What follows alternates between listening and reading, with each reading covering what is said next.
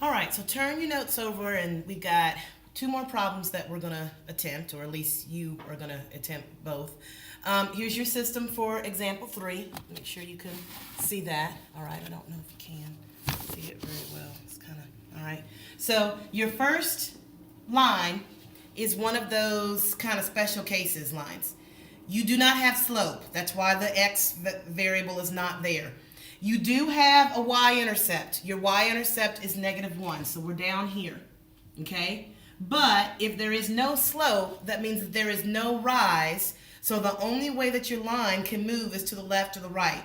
So this, ladies and gentlemen, is simply a horizontal line that crosses at -1, y-axis at -1. You've got, this is a plain old inequality, so all you're doing is just making a dashed line to the left and the right. It's a horizontal line, just like that.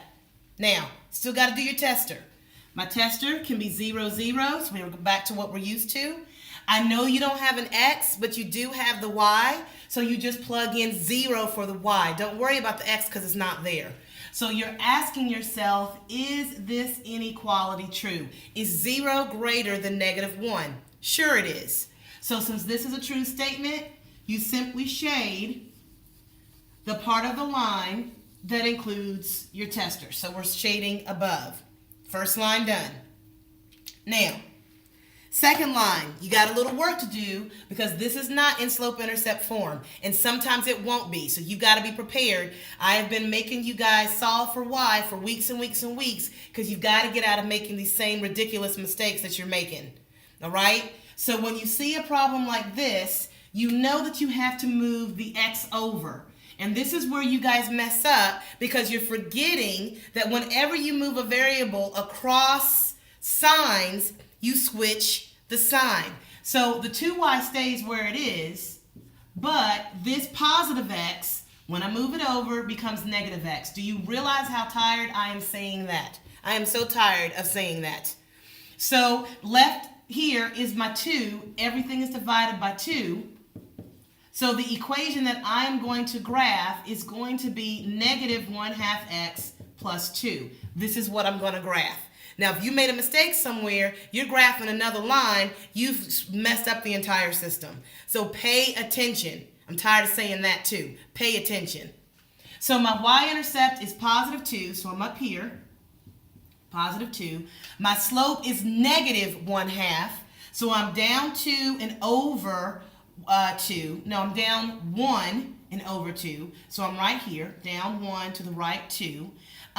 This is an equal to, so this is a solid line. Just like that, solid line.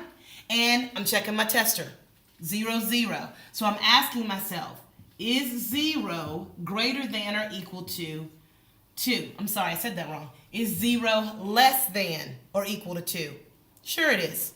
So since this is a true statement, here's my green boundary line. I'm going to shade the part that includes the tester, so I'm here.